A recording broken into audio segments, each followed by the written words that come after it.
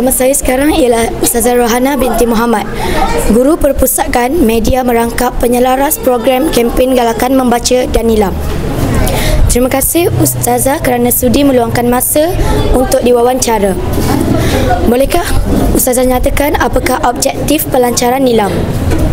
Baiklah, Alhamdulillah. Assalamualaikum. Pertama sekali terima kasih kepada anak anda Aufa atas kesudian untuk menemu bual Ustazah hari ini.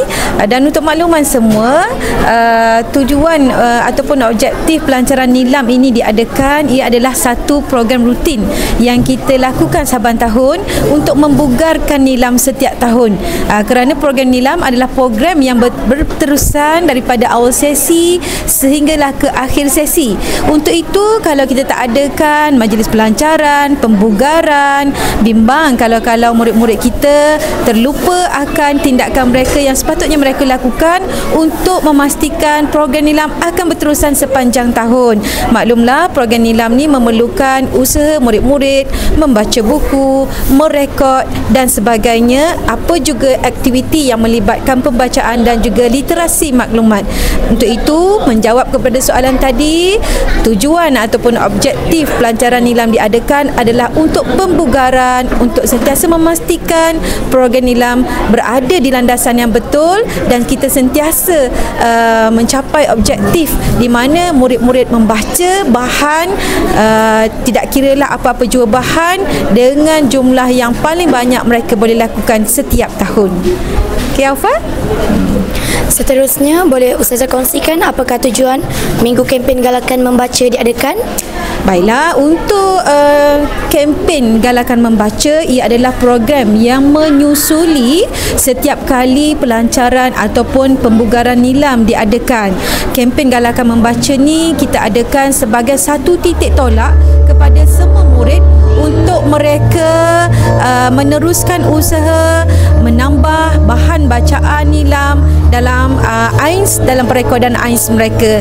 Jadi dalam kempen Galakan Membaca ni, antara tujuan lain kita adakan adalah untuk meneruskan galakan kepada murid-murid SKPP agar semua sekali sentiasa mengambil bahagian dalam aktiviti pembacaan yang kita adakan. Jadi untuk kempen Galakan Membaca ni lebih kepada satu galakan, satu motivasi, satu titik tolak kepada murid-murid untuk mereka memulakan tindakan mereka terhadap program nilam kita lah yang Ustazah sebutkan tadi, membaca dan juga mengadakan ataupun menyertai apa jua program yang berkait dengan literasi maklumat.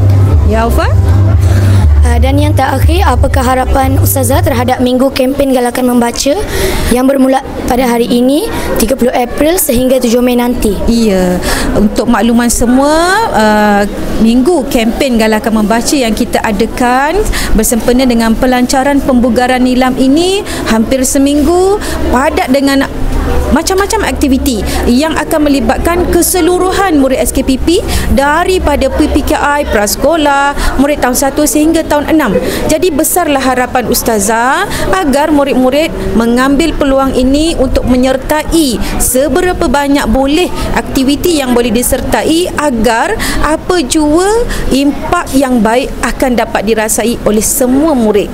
Kerana dalam aktiviti-aktiviti yang kita anjurkan bersempena kempen Galakan Membaca, ia meliputi menyeluruh aktiviti membaca berkenaan dengan bahasa Melayu, bahasa Inggeris, termasuk juga kemahiran ICT dan digital. Macam yang kita dapat makluman untuk hari ini, insya-Allah akan dibentangkan kepada semua murid aktiviti, antara aktiviti yang akan diadakan bersempena kempen Galakan Membaca seperti pertandingan deklamasi sajak, pertandingan syair yang merupakan antara aktiviti berbahasa Melayu, kemudian kita ada resensi buku bahasa Melayu, book review untuk bahasa bahasa Inggeris, dari sudut IT pula ataupun kemahiran digital, kita ada pertandingan mencipta video kreatif daripada kalangan murid-murid lah. Jadi Ustazah rasa ianya amat menyeluruh, dan harapan Ustazah pastilah Ustazah harap sangat murid-murid merebut peluang ini untuk menyertai aktiviti kempen galakan baca seterusnya, menjadi orang berilmu dan juga mendapat impak yang positif daripada program yang diadakan. Terima kasih Ustazah. Sama-sama, terima kasih TVPSS.